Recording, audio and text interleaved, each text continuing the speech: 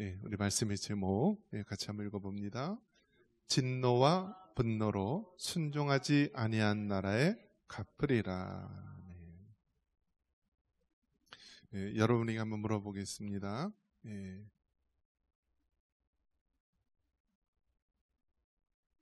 1등석 비행기 한번 타보셨나요? 1등석 비행기. 서울에서 영국 가는데 대한항공 1등석 비행기를 타는데 1200만 원인가 그렇대요. 1200만 원. 근데 그 보니까 나오는 음식이 호텔급 음식으로 해서 막 나오더라고요. 자, 1등석. 혹시 비즈니스석은 타보셨나요? 비행기? 안 타보셨어요? 보통 비즈니스석만 해도 너무나 그 자리가 안락하고 황홀해서 너무나 그냥 특별한 대우를 받으면서 갑니다.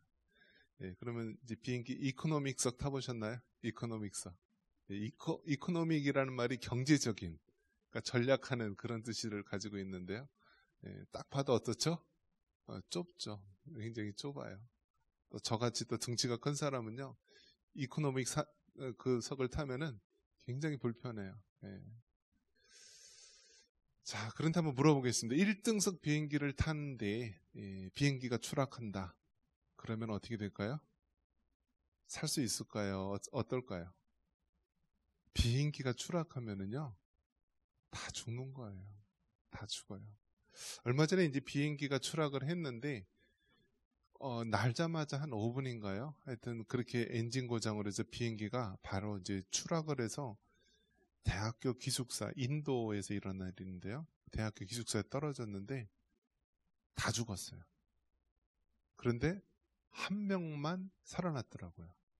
근데 그 사람은 살려고 살아난 게 아니라 이 비상구 쪽에 있는 의자에 있는데 그냥 튕겨 나와가지고 마침 떨어졌는데 숲인가 나무인가 하여튼 거기 떨어져서 살았어요. 그래서 그 한 사람 빼놓고 다 한 200~300명인가요? 그 비행기에 있던 사람들이 다 죽었습니다. 비행기는 그 날개가요 다 연료로 채워진다라고 합니다. 그러니까 보통 장거리 갈 때는 뭐 한 12시간씩 막 날아가고 그러니까요. 그렇기 때문에 비행기가 이륙할 때하고 착륙할 때 5분, 10분 그 내외가 가장 위험하다라고 하는데요. 그 잠깐 순간에 뭐 버즈 스트라이크, 새가 엔진으로 빨려 들어간다든지 뭐 여러 가지 사건 사고로 인해서 추락하게 되는데요. 1등석이라고 해도 살아남지 않고요. 뭐 아무리 좋은 좌석을 가진다 할지라도 비행기가 추락하면은 다 죽는 것입니다. 자, 그래도 한번 물어볼게요. 여러분이 살고 있는 이 나라, 여러분이 믿음 생활 잘 한다고 나라가 안 망합니까? 어떻게 됩니까? 소돔과 고모라에 뭐 의인 10명이 있느냐 없느냐, 그러면 그 소돔과 고모라가 멸망하지 않을 것이다, 이런 이야기가 많이 있는데요. 공동 운명체라는 것이 있습니다. 공동 운명체. 우리가 그것을 언제 많이 느꼈냐면 코로나 시기에 많이 겪었죠. 코로나 팬데믹 시기에는 무조건 공동 운명체가 누구예요? 가족이에요. 가족은요 어떻게 해요? 그냥 죽으나 사나 같이 있어야 되는 거예요. 가족들은. 그게 공동 운명체. 저희도 이제 그 코로나 기간 동안에 2번이 걸렸더라고요. 그 코로나 때 2번이 걸렸는데 감사하게도 같이 걸렸어요. 그러니까 같이 걸리니까 좋더라고요. 서로 의지하게 되는 거죠. 혼자 걸렸으면은 얼마나 분리돼야 되고 막 여러 가지 어려운 조건이 있어 힘든데 그나마 같이 걸리니까 낫더라고요. 근데 이게 걸리기 시작하는데 조짐이 보이죠. 성도 중에 한 명이 훌쩍거리고 또 부목사님이 훌쩍거리고 누가 훌쩍거리면 그 다음에 이제 우리 차례구나. 그래서 여지없이 걸리게 되더라고요. 보면은 다 어떻게 돼요? 공동 운명체에서요. 가족끼리 걸리고요. 같은 교회에 있는 성도끼리 걸리게 되고 더 나아가서는 이 대한민국이라는 나라, 이 나라에 우리가 공동 운명체에 걸려 있습니다.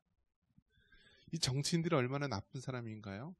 이제 그들은 어떤 계산을 하냐면 나라 전체에 이익이 되는 것을 하는 것보다는 자기에게 표를 몰아줄 수 있는 특정 지역, 특정 계파의 사람들에게 인기를 얻도록 그렇게 조장을 하는 것입니다.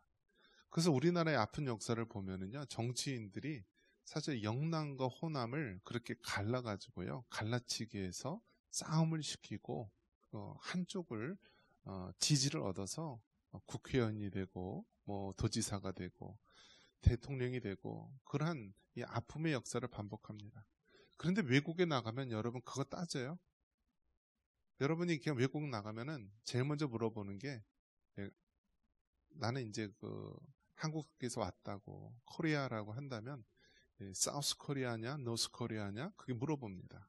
그러니까 남한 북한 물어보는 것이지 남한에서 뭐 너는 뭐 영남이냐 뭐 호남이냐 어디냐 그런 거 따지지 않는다라는 거예요. 왜요? 우리는 한 공동 운명체이기 때문에 그런 것입니다. 그렇기 때문에 여러분 우리는 대한민국이라는 한 공동 운명체에 있습니다.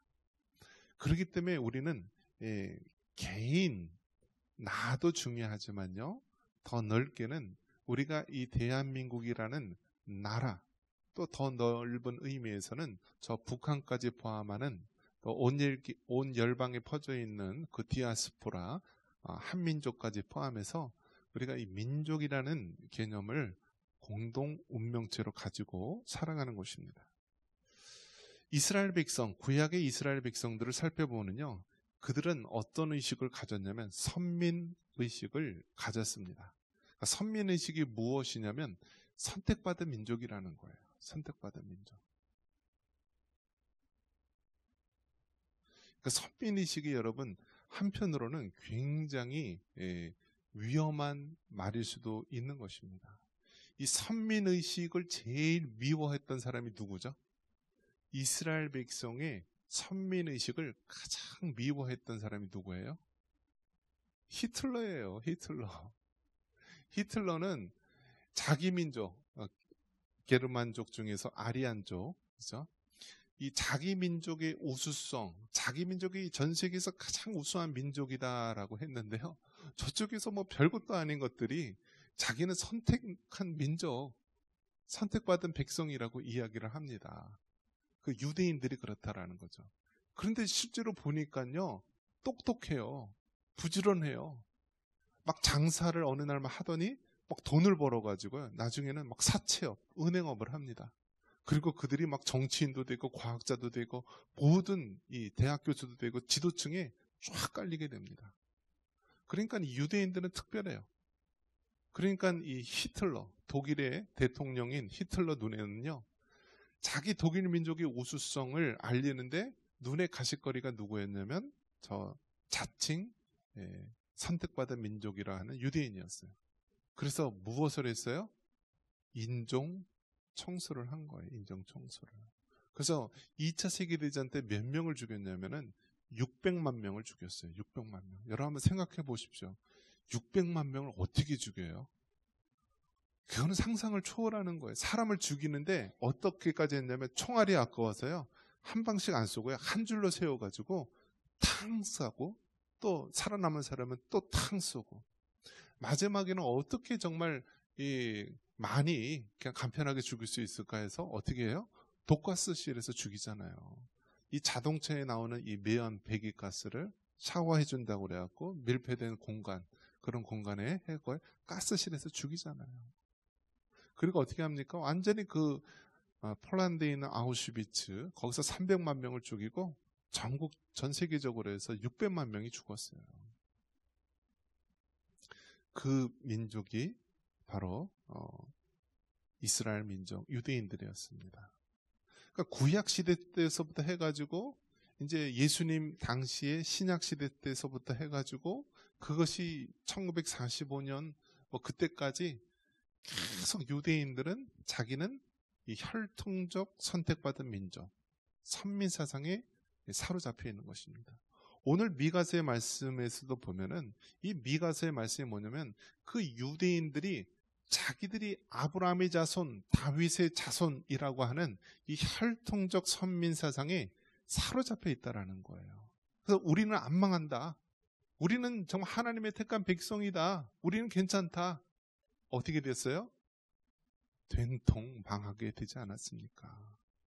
북이스라엘은 그 주변에 있는 아수르라고 하는 나라에 멸망을 당합니다.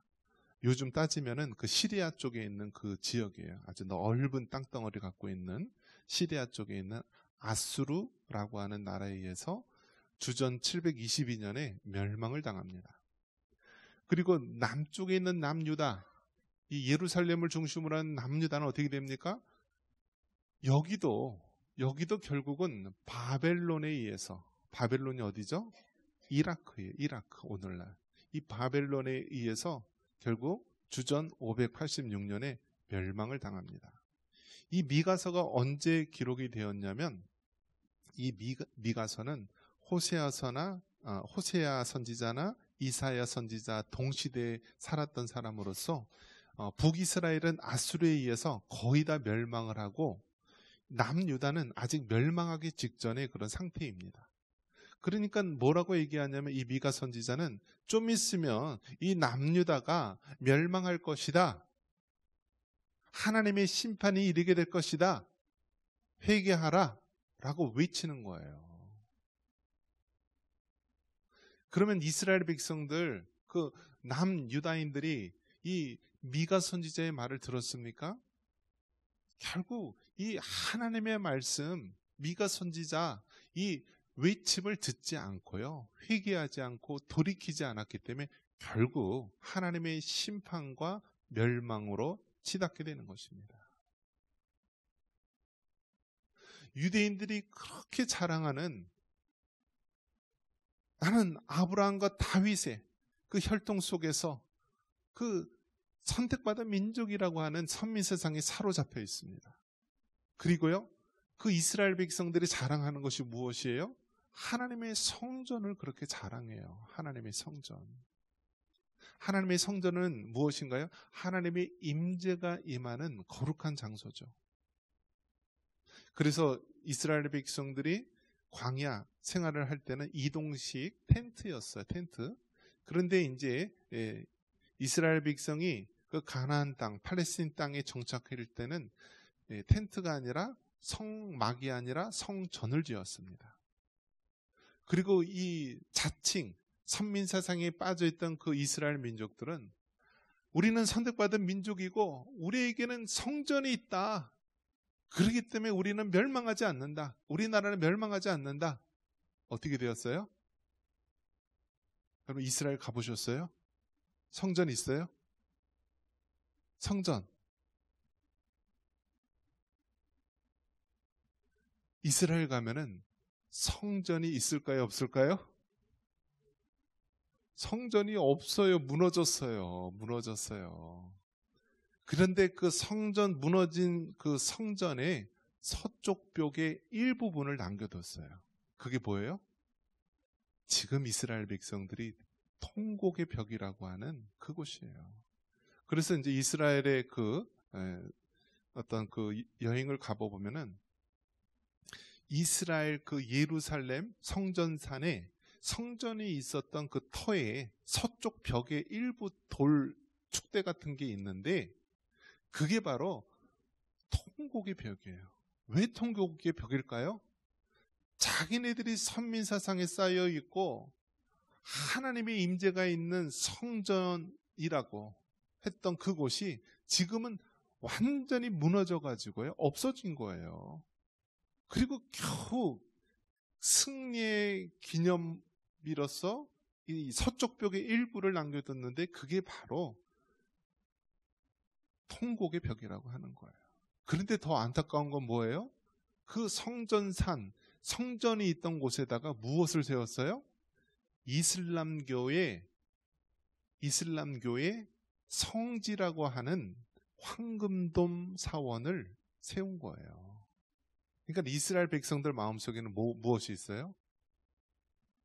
우리는 선택받은 선민사상이요, 우리에게는 성전이 있다라고 항상 자부하며 살았는데 그 성전이 무너지고 그 서쪽 벽 일부 통곡의 벽만 남아있고, 그리고 더 안타까운 것은 그 위에다가 바로 저 이방 종교, 그 이슬람교의 성지라고 하는 황금돔 사원이 있다라는 거예요.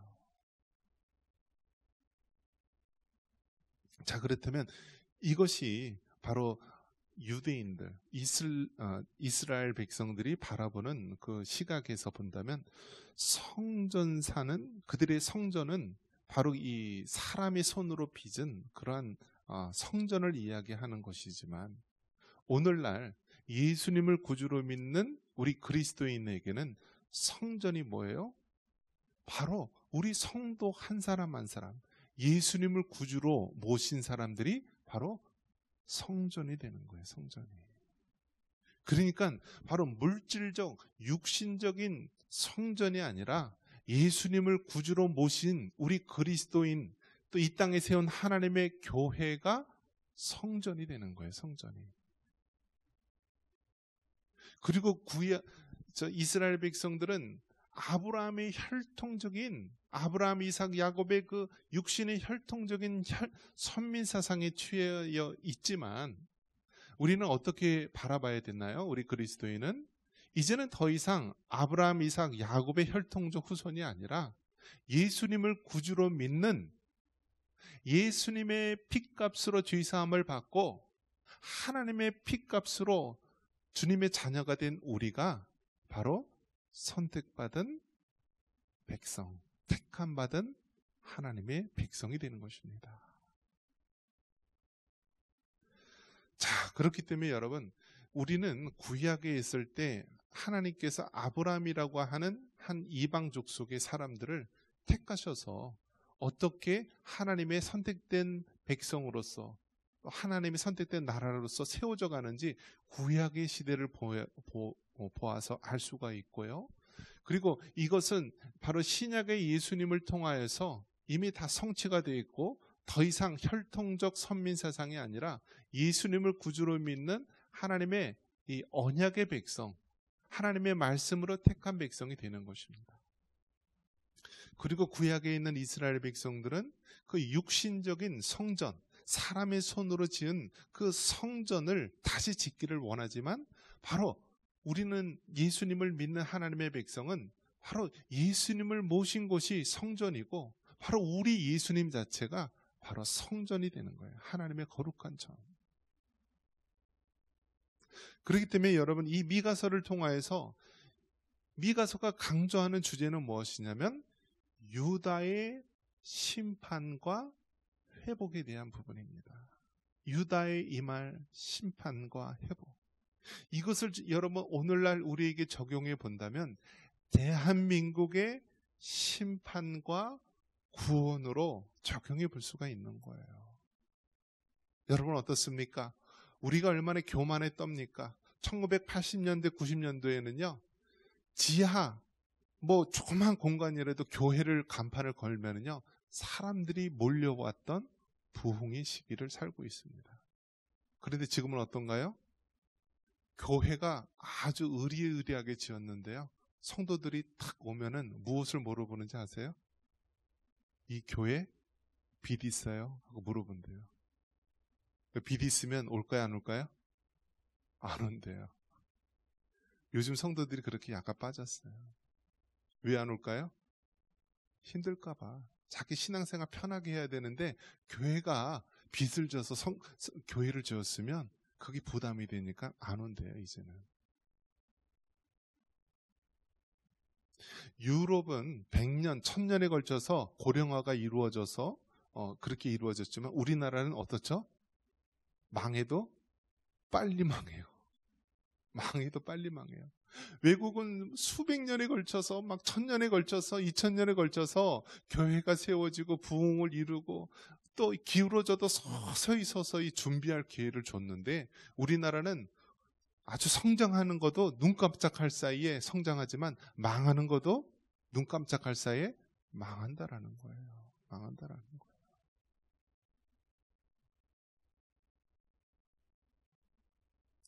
여러분에게 한번 물어보겠습니다. 나라에서 돈을 나눠주는 것이 정치인들 개인 돈으로 나눠줘요? 아니면은 나라의 세금으로 나눠주는 거예요? 세금으로 나눠주는 거죠. 세금으로. 국채를 발행해서 뭐 이렇게 어떻게 해서든지 나눠주면은 세금으로 나눠줘요. 그러면 한번 물어볼게요. 여러분이 그 세금을 다 감당하는 거예요? 아니면 여러분의 자녀 세대들, 손주 세대들이 다 감당하는 거예요? 다 자녀 세대들이 감당하는 거예요. 다 자녀 세대들이. 그렇기 때문에 여러분 손에 돈을 좀 쥐어주는 것은 다른 말로 한다면 여러분의 자녀 세대가 짊어져야 될 빚이라는 거예요. 빚이라는 거. 여러분 손에 뭐 20만 원, 50만 원, 뭐 그냥 어디 가서 그냥 횟집 사 먹고 그러면 금세 없어질 돈이지만요. 전 국민을 대상으로 했을 때 나라에 수십조 원의 빚이 되는 거예요. 좋아할 일이에요? 좋아할 일입니까, 여러분? 그게 아니잖아요. 그래서 적어도 우리가 예수님을 믿는 하나님의 자녀들이라면 우리가 자녀 세대, 미래 세대를 생각한다면 이것이 잘못됐다라고 하고 경종을 울려야 되는 거예요. 2060년이 되면은, 그러니까 지금으로부터 35년 후가 되죠. 35년 후가 되면 우리 인구가 5천만 명에서 3,400만 명으로 줄어든대요. 그리고 그 3,400만 명의 인구 중에서도요, 50% 이상이요, 65세 이상 노인들이에요. 젊은이들은 정말 1, 2% 몇 프로 되지가 않아요. 그러면 어떻게 되죠? 유치원, 초등학교, 중학교, 고등학교, 대학교 다 사라져요. 우리나라 뭐 삼성, 뭐 LG, 뭐 SK 대기업들 일할 수 있는 인원들이 없어서요. 다 우리나라 떠납니다. 미국으로 가고 유럽으로 갑니다. 우리나라 젊은이들 노인들만 있는 이 노인천국 같은 곳에 못 사니까 다 어디로 가요? 외국으로 가는 거죠. 기업으로. 지금도 여러분 대학 졸업하는 우리 젊은이들이요, 한국에 안 있고 외국으로 스카웃돼서 간대요. 미국만 가더라도 우리나라보다 몇 배의 연봉을 주니까요 다 간대요. 그러니까 지금 남아있는 사람들은 어떻게 돼요? 노인들만 있게 되는 것이고 연금만 축내는 사람들이 있고요, 세금을 낼 젊은이들은 점점 사라지게 된다는 거예요. 일본이 우리나라보다 20년 먼저 이 고령화 사회로 진입을 했는데요. 일본이 그렇게 먼저 고령화 사회에 진입했지만 일본은 굉장히 많은 준비를 했고요. 일본은요, 덩치부터가 커요. 우리나라는 5천만 명이지만 일본은 1억이 넘잖아요. 수많은 그 큰 인구를 가지고 있고요. 그것이 서서히 진행되고 있고 많은 돈이 가지고 있는 나라예요. 부강한 나라예요. 그럼에도 불구하고 그렇게 초고령화 속에서 고생하고 있는데요. 우리나라는 어떻게 해요? 망해도 한 방에 금세 망한다라는 거예요. 그렇기 때문에 여러분, 오늘날 이 미가서가 주는 교훈, 너희들 그렇게 우상 숭배하고 세상 쾌락 속에 빠져 있고 하나님 멀리하고 이렇게 타락한 속에 살아가고 있는데 회개하고 하나님 앞에 돌아오라는 하나님의 외침이 오늘날 우리에게 울리는 것입니다. 우리는 지금 망하기 위해서 애를 쓰지 않아도요, 가만히 있어도 망하는 그 열차에 타고 있는 거예요. 우리가 정말 하나님 앞에 회개하고 자복하며 이 현실을 하나님 앞에 올려드리며 우리가 이 문제를 타개해 나가지 않는다면 우리의 미래는 없다라는 사실입니다. 그런데도 사람들은 바로 내일 앞을 내다보지 못하고 그저 지금 현재 돈 몇 푼 지어주고 조금 이 세상 쾌락 속에서 눈 멀고 귀 멀고 그렇게 같이 멸망해 간다라는 거예요. 배가 침몰하고 있는데 침몰하는 배 속에서 나 혼자 즐기며 있는 거예요. 비행기가 좀 있으면 추락을 하는데 나는 지금 1등석에 앉았다, 비즈니스석에 앉았다라면서 좋다라고 하면서 있는 것입니다. 결국 여러분, 이것을 우리가 경각심을 가지고 이 문제를 해결해 나갈 수 있는 것은요, 예수님을 믿는 하나님의 백성들이 바로 주님께로 돌아오는 길밖에 없는 것입니다. 여러분 누구를 의지할 수 있겠습니까? 그 잘나빠진 정치인들, 그 잘나빠진 지도자들, 자기들만 희희낙낙거리면서 살고 있는 그 사람들을 우리가 의지할 수 있겠습니까? 우리 그리스도인들이 다시 한번 정신 차리고 하나님 앞에 기도하고요, 하나님 앞에 회개하고 이 나라의 현실을 바라보면서 애통해 하면서요, 우리가 다시 처음서부터 시작을 해야 됩니다.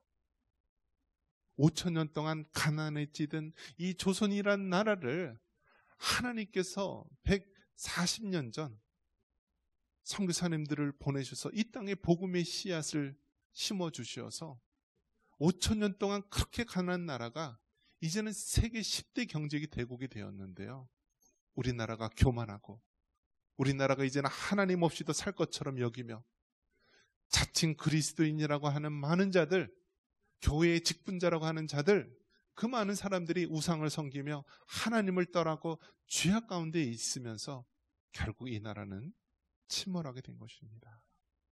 미가 선지자의 말씀, 좀 있으면 하나님이 멸망시킨다. 유다 족속들아, 너희도 하나님 앞에 회개하지 않으면 하나님이 멸망하신다. 결국 유다는 주전 586년 바벨론에 의해서 멸망당합니다.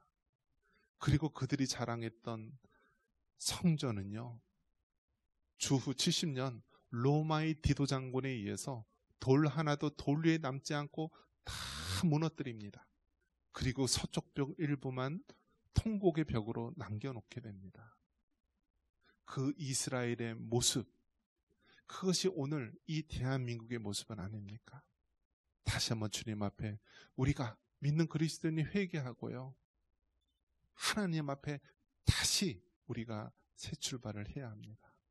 그럴 때 우리에게 소망이 있고 우리 자녀 세대에, 차세대에 소망이 있는 줄 믿습니다. 이러한 은혜가 있기를 주님의 이름으로 축원합니다.